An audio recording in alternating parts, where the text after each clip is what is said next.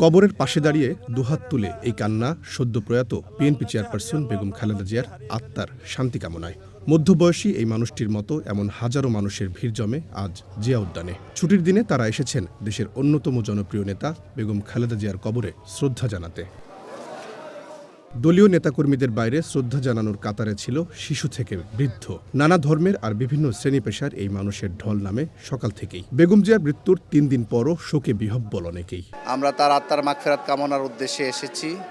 আমরা চাই মহান রব্বুল আলামিন তাকে এবং তার স্বামী শহীদ রাষ্ট্রপতি জিয়াউর রহমানকে যেন ফেরদৌস দান করেন। শুধু বিএনপির রাজনীতির সাথে নেই, তিনি বাংলাদেশের আপামার মানুষের নেত্রী হিসেবে উঠেছেন, যার প্রমাণ আমরা তার জানাজাতেই দেখেছি, তার প্রতি মানুষের ভালোবাসা। দীর্ঘদিন যাবত আমি বিএনপি করে আসছি, কিন্তু ওনাকে আমি মায়ের মতন শ্রদ্ধা করি, এই জন্য এখানে আমি আসছি।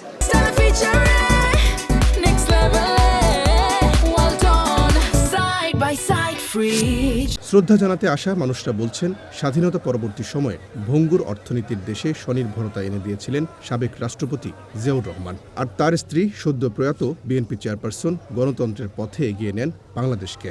অনেকেই কৃতজ্ঞতা প্রকাশ করেন নারীদের নিরক্ষর মুক্ত করতে তার ভূমিকার জন্য। গণতন্ত্রের জন্য উনি যুদ্ধ করেছেন, জীবন বাজি রেখেছেন, জেল খেটেছেন, কিন্তু কোনো স্বৈরাচারী সরকারের কাছে, স্বৈরাচারী কোনো আধিপত্যের কাছে মাথা নত করেননি। এই গণতন্ত্র রক্ষা করতে গিয়ে আজকে এই ফ্যাসিস্ট সরকারের কবলে পড়ে ওনাকে মিথ্যা মামলা জেলখানায় কারাবরণ করতে হয়েছে। সেইখানে তাকে তার কোনো চিকিৎসা ঠিকমতো দেওয়া হয় নাই।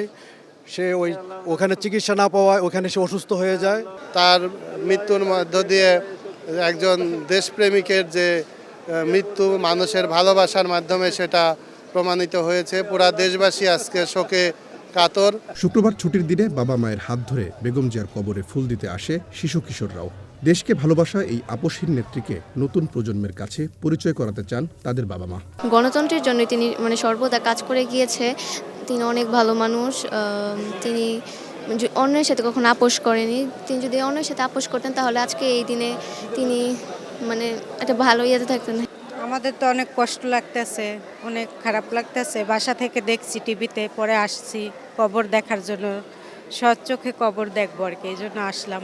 নির্ধারিত কর্মসূচি না থাকলেও জুমার নামাজের পর নেত্রীর কবর জিয়ারত করতে আসেন বিএনপি নেতা মির্জা আব্বাস।